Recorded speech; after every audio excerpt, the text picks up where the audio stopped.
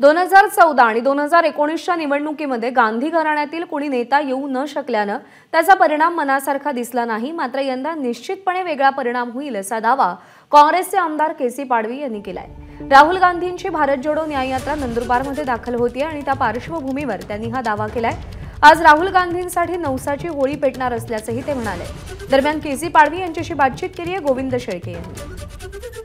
केसी पाडवी आमदार साहेब माझ्यासोबत आहेत। मतलब कसा इतिहास आहे, म्हणजे आम्ही ज्यावेळी लोकांशी चर्चा करतोय त्यावेळी कळते की अगदी नेहरूंपासून ह्याची सुरुवात झाली। काय इतिहास आहे काँग्रेसचा आणि आदिवासी बांधवांचा? खरं म्हणजे आपण एबी माझाने खूप चांगला प्रश्न मला विचारला। राजीवजी आले, सोनियाजी गांधी तर इथे राजकारणात येणार नव्हत्या।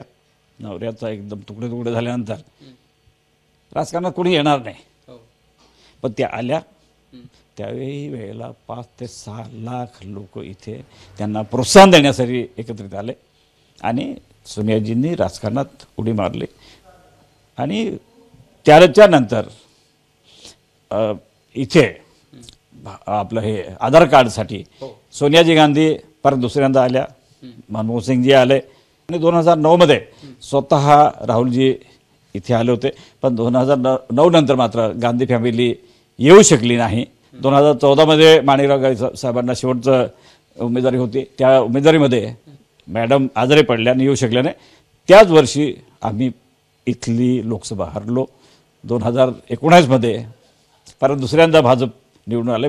मी स्वतः त्या लोकसभेला होतो। 5,43,600 मतं मिळाली, कमी मतांनी हरलो, परंतु आणि तयारी पण फारशी नसते आणि ह्या फॅमिलीचं महत्त्व आहेच। ही फॅमिली जर आली नाही। हां पाटील साहेब, मला मुख्य विषयाकडे येतो की मला हाच प्रश्न विचारायचा आहे की असं म्हटलं जातं की 2014 असेल अथवा 2019 असेल, या काळात जर गांधी घराण्यातला कोणी व्यक्ती इथं आला असता तर कदाचित काँग्रेसचाच खासदार झाला असता। ही परंपरा 52 पासून तर 19 पर्यंत सातत्याने कायम राहिली असते। लोकसभेला इथला माणूस कायम राहिला असता। 52 पासून तर 2014 पर्यंत सातत्याने निवडून आला। आता 2024 आहे। 2024 मध्ये राहुलजी येत आहेत। अर्थात हे भारत जोडो न्याय यात्रा आहे। न्याय यात्रेला वेगळे मुद्दे आहेत, पण एक योगायोग म्हणायला हरकत नाही। लोकसभेचं इलेक्शन लागते, आचारसंहिता अगदी तोंडावर आहे। अशा वेळेला जर राहुलजी येत असतील, आदिवासींचं फक्त याच्यात न्याय होणार नाही, पूर्ण भागाचा न्याय मिळेल। बघा, म्हणजे आमची राष्ट्रपती आहे, आदिवासींची राष्ट्रपती, ही बाहुलं बनवून ठेवायचं आणि बाहुलं बनवून मग त्यांच्यावरच अत्याचार होणार असतील तर ही कुठली परिस्थिती, कुठली राज्यघटना, कुठला देश आहे? असं कसं होऊ शकतं? कॅमेरामन पप्पू मोरकरसह गोविंद शेळके, एबीपी माझा, नंदुरबार।